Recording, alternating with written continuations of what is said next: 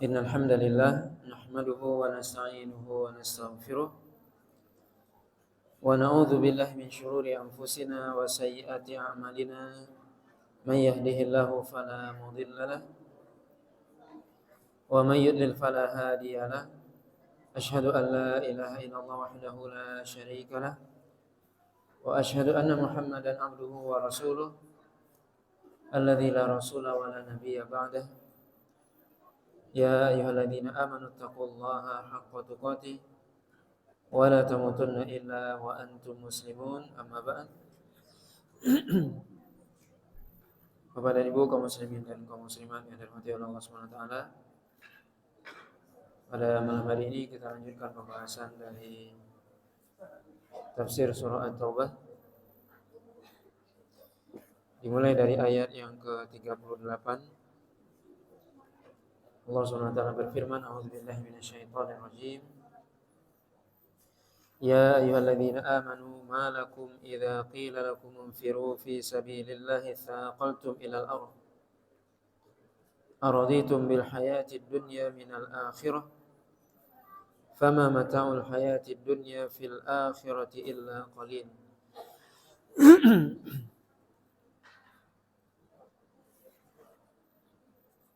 Allah SWT mengatakan, wahai orang-orang beriman, kenapa atau ada apa dengan kalian ketika dikatakan kepada kalian, berangkatlah untuk berjihad di jalan Allah SWT, kemudian kalian merasa berat untuk berangkat dan seolah-olah Anda ingin bermain-main atau ingin santai-santai di tempat tinggal kalian. Apakah kalian ridho terhadap kehidupan dunia dan lebih mendahulukannya daripada akhirat? Maka tidaklah kenikmatan dunia dibandingkan akhirat itu kecuali hanya sedikit atau kecil.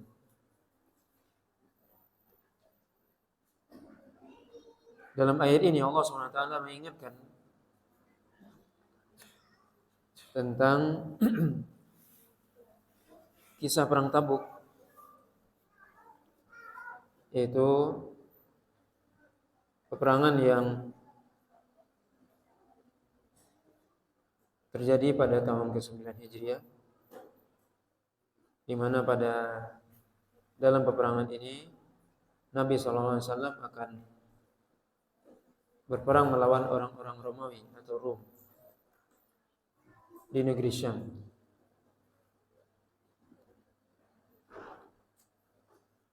Di mana dalam peperangan tersebut merupakan peperangan pertama yang dilakukan oleh Nabi melawan orang-orang selain orang Arab, yaitu menghadapi orang-orang Nasrani dari kalangan Romawi atau Ahlul Kitab.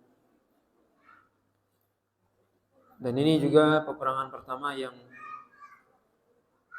menempuh perjalanan yang cukup jauh dari Madinah ke negeri Syam.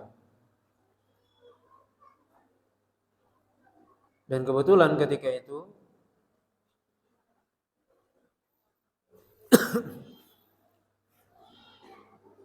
keadaan Madinah ketika Nabi SAW mengajak kaum muslimin untuk berperang itu, ketika itu dalam keadaan yang sangat panas.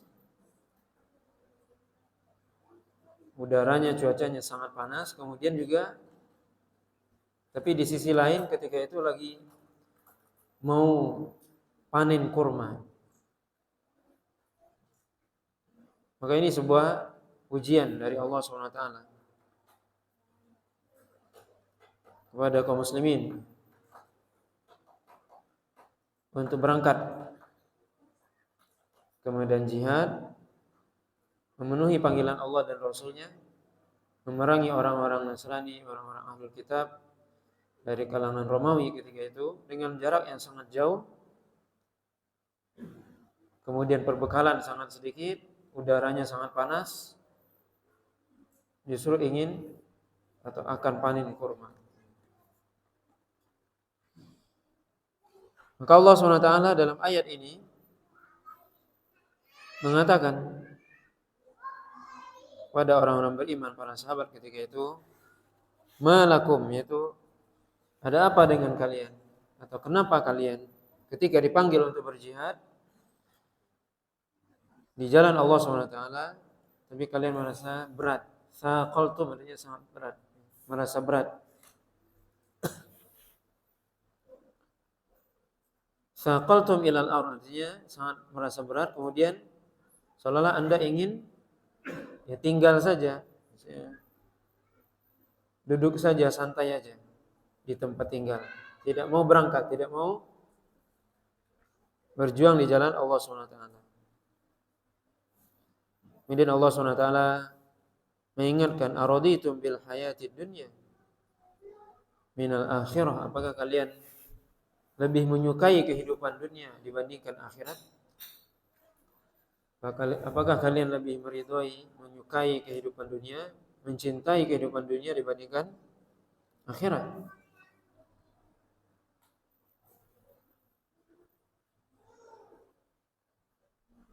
Fama mata'ul hayatid dunya fil akhirati illa qalil. Maka tidaklah ada kenikmatan kehidupan dunia itu jika dibandingkan dengan kehidupan akhirat, kecuali kehidupan dunia itu hanya sangat kecil, sangat sedikit. Kehidupan atau kesenangan di dunia jika dibandingkan dengan akhirat tidak ada bandingannya.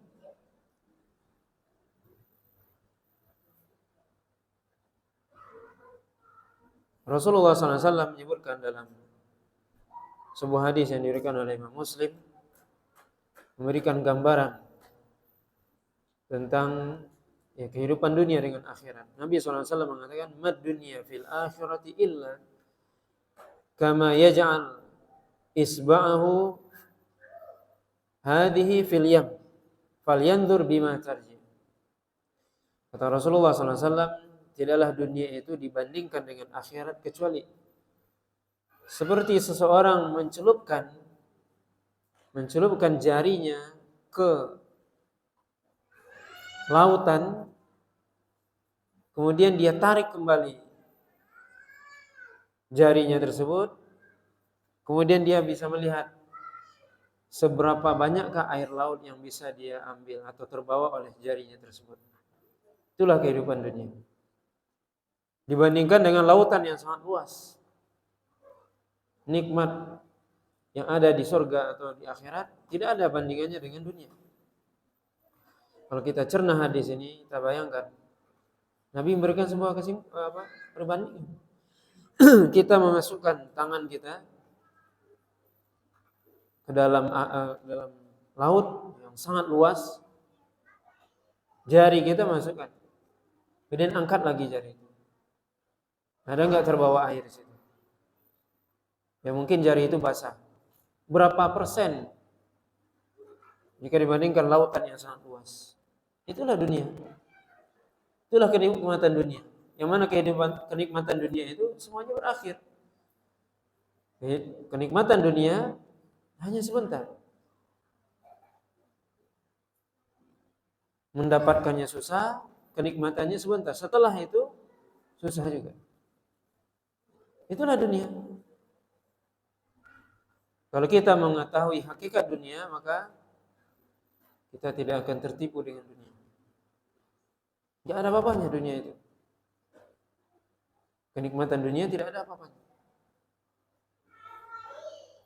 jika dibandingkan dengan akhirat, dengan kenikmatan surga. Maka Allah SWT mengingatkan di sini bahwasanya kenikmatan dunia dibandingkan akhirat tidak ada apa-apanya, kecil, sedikit.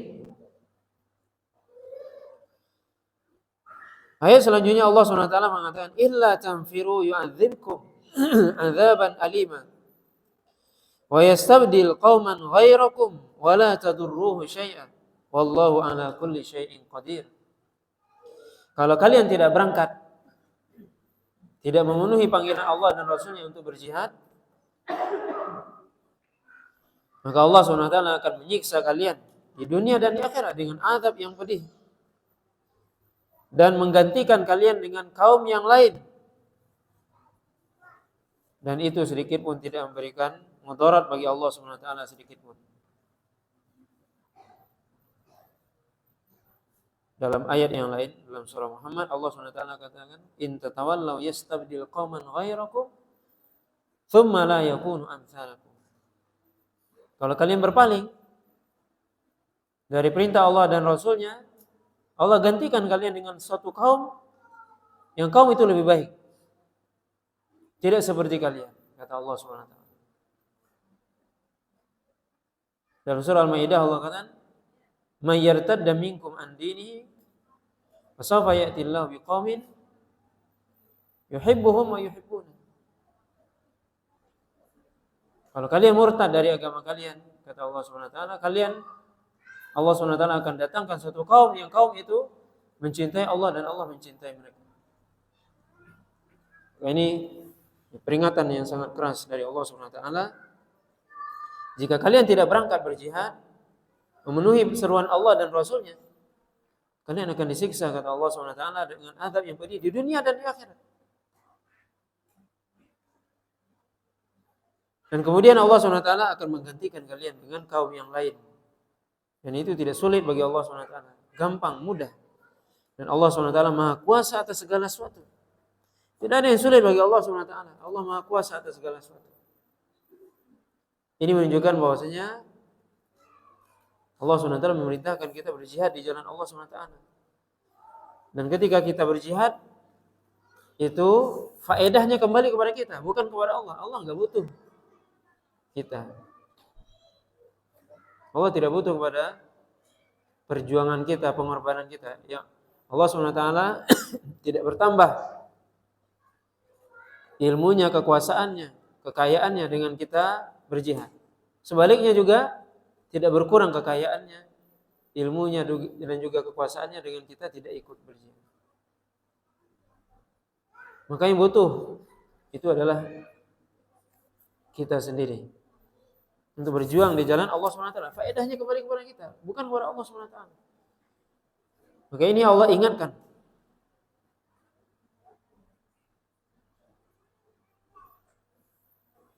Bahwasanya ya, yang butuh kepada amalan tersebut adalah kita. Kita beribadah kepada Allah SWT. Apapun ibadah yang kita lakukan, faedahnya kembali kepada kita,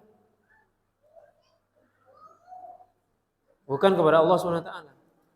Walaupun kita tidak beribadah, tidak berkurang kekuasaan Allah, tidak berkurang kekayaan Allah. Apakah dengan kita rajin beribadah bertambah kekayaan Allah? Enggak ada. Maka ini yang perlu kita pahami, bahwasanya kita yang butuh kepada Allah SWT dan Allah tidak butuh kepada makhluk.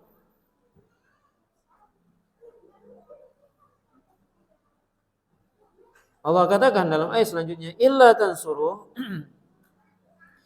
faqad nasarahu Allah idh akhrajahu alladhina kafaru thaniya ithnain idh huma fil ghar idh yaqulu li sahibihi la tahzan inna Allaha ma'ana fa anzalallahu sakinatahu alayhi wa ayyadahu bi junudin lam tarawha wa ja'ala kalimatal ladhina kafaru sufla wa kalimatullahi hiyal ulya wallahu azizun hakim. Allah SWT mengatakan illa tansuru, jika kalian juga tidak menolongnya, menolong Rasulnya, tidak menolong agamanya, jika kalian tidak menolong Rasul,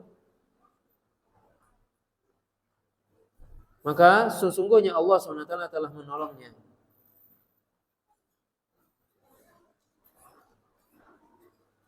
Maka sungguhnya Allah SWT sudah menolongnya terlebih dahulu. Yaitu ketika orang-orang kafir mengusir Rasul tersebut, Rasulullah SAW dari Makkah. Yaitu ketika Nabi hijrah. Maka kemudian mereka berdua, yaitu Rasulullah dan Abu Bakar ketika itu, berada di gua Thur ketika itu. Kemudian ketika itu Rasulullah SAW mengatakan kepada Abu Bakar, la tahzan, innallaha ma'ana. Sungguhnya, janganlah anda merasa sedih, merasa susah, karena sungguhnya Allah bersama kita. Kemudian Allah SWT menurunkan ketenangan kepada Rasulullah SAW dan juga membantunya dengan tentaranya. Para malaikat Allah turunkan ketika itu, yang mereka tidak melihatnya. Dan Allah SWT menjadikan kalimatnya, dan Allah SWT menjadikan kalimat orang-orang kafir itu rendah, dan kalimat Allah lah yang paling tinggi. Dan Allah SWT Maha Kuasa lagi Maha Bijaksana.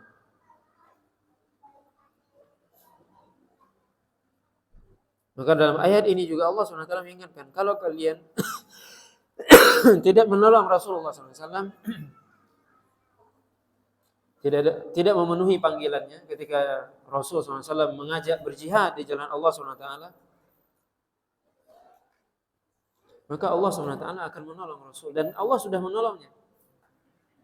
Dulu ketika Nabi SAW, ini salah satunya, ketika Nabi SAW berhijrah dari Mekah ke Madinah. Dan bagaimana ketika itu dalam sejarah sudah disebutkan bahwasanya Nabi SAW itu rumahnya dikepung. Kemudian Nabi SAW ketika itu keluar tanpa satupun di antara mereka yang tahu. Ini bentuk pertolongan Allah SWT kepada Rasul. Dalam ayat ini disebutkan ketika Nabi SAW pergi ke Gua Thur bersama Abu Bakar. Yaitu ketika Nabi SAW lari dari rumahnya, kemudian pergi ke rumah Abu Bakar. Kemudian Nabi SAW ketika itu tidak langsung pergi ke Madinah, tapi bersembunyi di Gua Thur. Ini salah satu strategi. Dan ini menunjukkan bahwasanya seorang itu dalam beramal, dalam berbuat, atau dalam berdakwah di sini, ya perlu strategi. Nabi ketika berhijrah ke Madinah mengatur strategi. Tidak mentang-mentang, oh saya ini kan di Rasul Allah, saya pasti ditolong. Ya sudah, pergi aja. Tapi Nabi SAW mengatur strategi. Nabi keluar dari rumahnya pada malam hari, kemudian pergi ke rumah Abu Bakar. Kemudian Nabi SAW ketika itu enggak langsung ke Madinah. Kenapa? Tentunya orang-orang kafir Quraisy sudah ketahuan ketika mereka tidak mendapati Nabi SAW di rumahnya, pasti mereka mencari-cari. Dan kalau Nabi langsung lari ke Madinah, pasti dapat. Pasti bisa disusul. Tapi Nabi enggak melakukan itu. Nabi ke Gua Thur terlebih dahulu, menghilangkan jejak. Mereka mencari-cari, ya enggak ada. Ini strategi. Maka dalam berdakwah, dalam segalanya harus ada strategi. Seorang itu bertawakal kepada Allah setelah dia berusaha. Tidak dia mengatakan saya bertawakal kepada Allah, saya serahkan semua, tapi tidak berusaha. Tidak. Di sini Nabi berusaha mengelabui orang kafir Quraisy. Nabi pergi ke Gua Thur. Kemudian 3 malam di situ. Sampai ya mereka tidak lagi mencari-cari. Ya sudah 3 malam dicari tidak juga, tunggu ya sudah kemana? Mungkin udah lewat ini. Baru Nabi keluar, dan itu pun Nabi keluar ke Madinah bukan lewat jalan yang biasanya. Bukan lewat jalan umum yang biasa dilewati, tapi bahasa kita mungkin jalan alternatif. Lewat pinggir laut. Bukan jalan biasa. Ini strategi namanya. Maka Allah SWT menceritakan di sini bagaimana Nabi SAW ke Gua Thur. Kemudian ketika itu Abu Bakar mengatakan, kalau seandainya mereka orang-orang kafir Quraisy melihat ke bawah, pasti akan mereka lihat ke kita. Apa kata Nabi SAW? Ma tadhunnu bithnain ya Abu Bakar, Allahu thalithuhuma. Bagaimana menurut pendapat engkau 2 orang yang ketiganya adalah Allah? Maka kata Nabi, tidak perlu khawatir. Kenapa Nabi mengatakan ini? Karena Nabi sudah berusaha, sudah maksimal usahanya. Ini sunnatullah yang harus kita ikuti. Selagi seorang tidak boleh dia sekedar menyerahkan segala sesuatu tanpa ada usaha. Nabi berusaha. Bersembunyi di Gua Thur, di tempat yang tersembunyi, yang sampai Abu Bakar khawatir. Tapi Nabi dengan penuh keyakinan, Allah pasti membantu. Setelah usaha yang maksimal, kemudian juga karena berada di jalan yang benar tentunya. Maka seorang muslim juga usaha yang maksimal. Karena Allah SWT menceritakan di sini. Ketika Nabi SAW mengatakan kepada Abu Bakar, la tahzan, janganlah anda bersedih. Innallaha ma'ana, bahwasanya Allah SWT bersama kita. Allah akan membantu dan Allah SWT menurunkan sakinah, ketenangan. Kita bisa lihat, kita bayangkan ketika itu Abu Bakar menyebutkan kalau seandainya orang kafir Quraisy itu melihat ke bawah mereka, melihat ke bawah, pasti kita kelihatan dalam kondisi yang sangat genting, di mana Nabi SAW dicari hidup dan mati. Siapa yang bisa mendatangkan Nabi hidup mati 100 ekor unta ketika itu. Maka ketika itu Nabi SAW dengan penuh keyakinan. Maka Allah SWT turunkan ketenangan kepada Nabi SAW. Dan Allah SWT bantu dengan malaikat yang Allah turunkan, yang mereka tidak melihat. Dan kemudian Allah SWT menjadikan kalimat ataupun keyakinan agama orang-orang kafir ini sufla, rendah. Segala usaha mereka itu rendah. Kenapa? Segala usaha mereka tidak membuahkan hasil. Apa yang mereka usahakan ketika mereka ingin menghancurkan agama ini, maka Allah SWT justru menjadikan usaha mereka, keyakinan mereka itu rendah. Usaha mereka rendah. Wa kalimatullahi hiyal ulia, dan kalimat Allah lah, agama Allah lah yang paling tinggi. Islam yang paling tinggi. Tentunya Islam itu tinggi. Dan kita menjadi tinggi kalau kita menolong Islam. Tapi kalau kita tidak menolong Islam, kita enggak menjadi tinggi. Maka ini yang perlu dipahami. Islam itu tinggi. Apakah otomatis semua Islam langsung tinggi? Enggak. Yang menolong Islam, yang membantu Islam, yang mendakwakan Islam, memperjuangkan Islam, itulah dia yang akan menjadi orang yang tinggi. Adapun orang yang tidak mau berjihad di jalan Allah, maka dia tidak menjadi tinggi. Kemudian Allah SWT katakan, infiru khifafan wa thiqalan wajahidu bi amwalikum wa anfusikum fi sabilillah. Dzalikum khairul lakum in kuntum ta'lamun. Berangkatlah, kata Allah SWT, berjihad di jalan Allah SWT. Khifafan wa thiqalan, dalam keadaan ringan atau berat. Maksudnya dalam keadaan susah atau dalam keadaan mudah atau susah. Itu berangkat berjihad itu kapan saja. Ketika panggilan jihad datang, berangkat. Walaupun kita dalam keadaan susah, dalam keadaan mudah, berangkat. Maka ini panggilan Allah SWT. Diperuntukkan kepada kita untuk berjuang di jalan Allah. Bukan hanya ketika kita mudah, kita dalam keadaan lapang, tidak. Dalam keadaan sulit, sempit pun berangkat. Karena ini menolong agama Allah SWT. Wajahidu bi amwalikum, dan berjihadlah di jalan Allah SWT dengan harta. Wa anfusikum, dan juga diri Anda. Berjihadlah di jalan Allah SWT dengan harta dan jiwa. Maka jihad itu ya butuh pengorbanan. Baik itu pengorbanan dengan harta kita. Kita infakkan di jalan Allah SWT untuk meninggikan kalimat Allah, untuk meninggikan agama Allah. Kemudian juga jiwa. Seorang mengorbankan jiwanya, dirinya untuk agama Allah.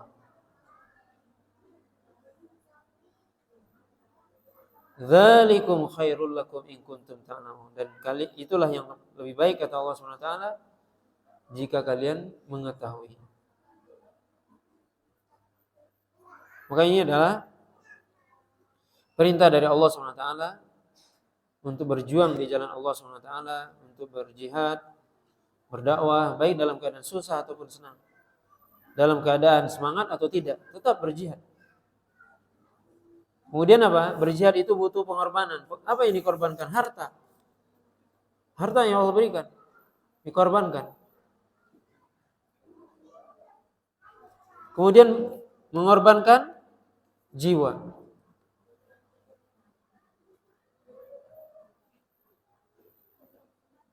Maka ini adalah anjuran, ya, suruhan dari Allah SWT, perintah untuk berjihad di jalan Allah SWT. Dan ini banyak ayat dalam Al-Quran yang menyuruh, memotivasi untuk berjihad di jalan Allah SWT,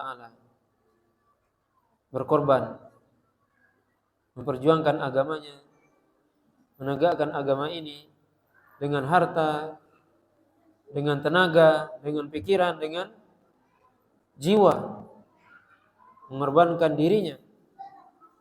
Ini semua adalah bentuk berjihad di jalan Allah SWT. Yang Allah katakan itu lebih baik dari jika kalian mengetahui. Kemudian Allah SWT menyebutkan di sini sebagian orang-orang munafik atau orang munafik di Madinah ketika itu, mereka tidak ikut perang Tabuk. Sebutkan oleh Allah SWT di sini bagaimana mereka, kenapa mereka tidak ikut. Allah SWT mengatakan, "Lau kana aradan qariban wa safaran qasidan lattaba'uka walakin ba'udat 'alaihim asy-syuqqah wa sayahlifuna billah law istata'na la kharajna ma'akum yuhlikuna anfusahum wallahu ya'lamu innahum lakadzibun." Maka Allah SWT di sini mulai menyebutkan apa sifat-sifat orang munafik dalam surah At-Taubah ini. Dan beberapa ayat seterusnya nanti. Ini diantara di mana mereka tidak mau ikut perang Tabuk.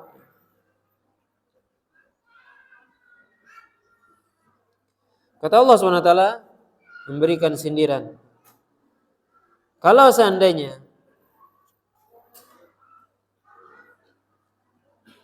harta rampasan itu dekat, yaitu apa? Keuntungan dari berperang itu dekat, bisa diperoleh dalam waktu dekat, dan juga tempatnya dekat, dan juga tempat atau perjalanannya itu dekat juga, maka mereka pasti akan mengikuti engkau, wahai Muhammad. Jadi orang-orang munafik, kenapa mereka nggak mau ikut? Karena untuk mendapatkan keuntungan itu menurut mereka terlalu jauh. Jadi kalau seandainya keuntungan itu, ghanimah itu bisa didapatkan di tempat yang dekat tempat mengambilnya, dekat juga waktunya, safarnya untuk berperang itu dekat saja, pasti mereka ikut. Tetapi apa kenyataannya? Tabuk jauh. Walakin ba'udat 'alaihim asy-syuqqah. Tapi apa? Justru perang Tabuk jarak tempuhnya sudah jauh, sudah membuat mereka capek. Jaraknya jauh dan susah. Kenapa susah? Jaraknya jauh, kemudian juga dalam cuaca yang sangat panas. Tapi ini ujian iman. Wa sayahlifuna billah. Dan mereka, orang-orang munafik, akan bersumpah atas nama Allah. Ini orang munafik. Law istata'na la kharajna ma'akum. Kalau seandainya kami mampu, pasti kami akan keluar bersama engkau, bersama kalian. Yuhlikuna anfusahum. Mereka telah membinasakan diri mereka sendiri dengan mereka tidak ikut berjihad. Dan bersumpah dengan nama Allah lagi. Wallahu ya'lamu innahum lakadzibun. Dan Allah SWT mengetahui bahwasanya mereka benar-benar berdusta. Maka ini bisa kita lihat bagaimana orang-orang munafik ya ketika perang Tabuk, maka perang Tabuk ujian. Yang nanti akan disebutkan ada sebagian sahabat yang justru tidak ikut. Nanti akan kita sebut di akhir surah At-Taubah. Tapi di sini Allah SWT menceritakan bagaimana orang-orang munafik. Nah, kalau seandainya harta rampasan itu, keuntungan dari perang itu dekat saja, masih ikut mereka. Dekat tempat ngambilnya, dekat jaraknya, waktunya dekat, ikutlah mereka. Ini sifat orang munafik. Kalau perjuangan itu ringan, jaraknya dekat, ya ikutlah. Tapi ternyata perjuangan itu jauh. Perjalanan jauh. Jaraknya sangat jauh, cuacanya juga sangat sulit. Itu kenyataan. Dan itu mereka nggak mampu.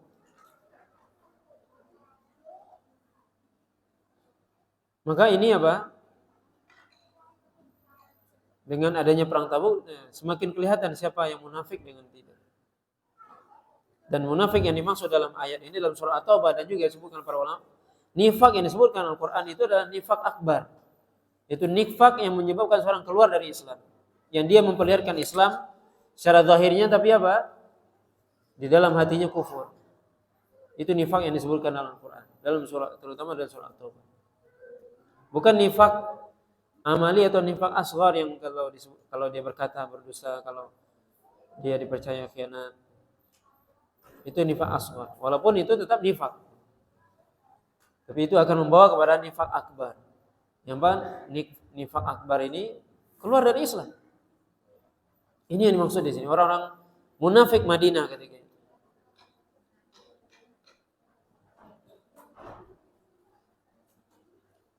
Di mana mereka sampai bersumpah. Mereka sampai bersumpah kepada Allah SWT atas nama Allah. Kalau seandainya kami mampu, kami akan keluar bersama kamu. Kami akan ikut berjihad, berperang di jalan Allah SWT. Dan sebenarnya mereka mampu, tapi tidak mau. Nanti akan Allah SWT sebutkan ya dengan jelas ya, bagaimana ya, hakikat mereka nanti. Dalam ayat-ayat selanjutnya Allah sebutkan, Allah buka keadaan mereka sesungguhnya. Makanya dikatakan surah Taubah juga nama lainnya surah Fadhihah, yaitu yang membuka, menyingkap tabir orang-orang munafik. Akan terlihat mereka, hakikat mereka siapa? Atau sifat mereka. Di sini disebutkan sifat-sifat orang munafik. Mereka mengatakan apa? Kalau seandainya kami mampu, kami akan pastikan keluar. Jadi ada orang yang seperti itu. Itu salah satu mencari-cari alasan atau ngeles bahasa kita. Kalau saya mampu, ikutlah. Pasti saya ikut. Ini saya nggak mampu katanya. Dan itu apa yang akibatnya? Yuhlikuna anfusahum. Mereka telah membinasakan diri mereka sendiri. Membinasakan kenapa? Karena mereka tidak berjihad di jalan Allah, tidak memenuhi panggilan Allah dan Rasul. Dan yang lebih parah, mereka bersumpah atas nama Allah. Ini lebih parah. Allah SWT mengatakan, wallahu ya'lamu innahum lakadzibun. Dan sungguh Allah SWT benar-benar mengetahui bahwasanya mereka ini benar-benar berdusta, orang-orang munafik. Berdusta. Mereka tidak jujur kepada diri mereka sendiri. Tidak jujur kepada Allah SWT. Maka ini ya, ini diantara sifat orang munafik yang Allah sebutkan, dan beberapa ayat ke depan Allah SWT akan menyebutkan bagaimana sifat mereka ya, dengan jelas. Bagaimana mereka, perbuatan mereka itu justru memperlihatkan apa yang ada di dalam hati mereka sendiri. Perbuatan mereka ataupun ucapan mereka itu justru membongkar apa yang ada di dalam hati mereka, apa yang ada mereka simpan dalam hati. Walaupun mereka mengatakan kami beriman. Maka ini Bapak dan Ibu yang dirahmati oleh Allah SWT, mungkin kita lanjutkan nanti pembahasan ini, masih panjang ya, kita akan lanjutkan nanti ya, bagaimana sifat-sifat orang munafik yang Allah sebutkan dalam beberapa ayat ke depan ya, dalam surah At-Taubah ya. Wallahu ta'ala a'lam.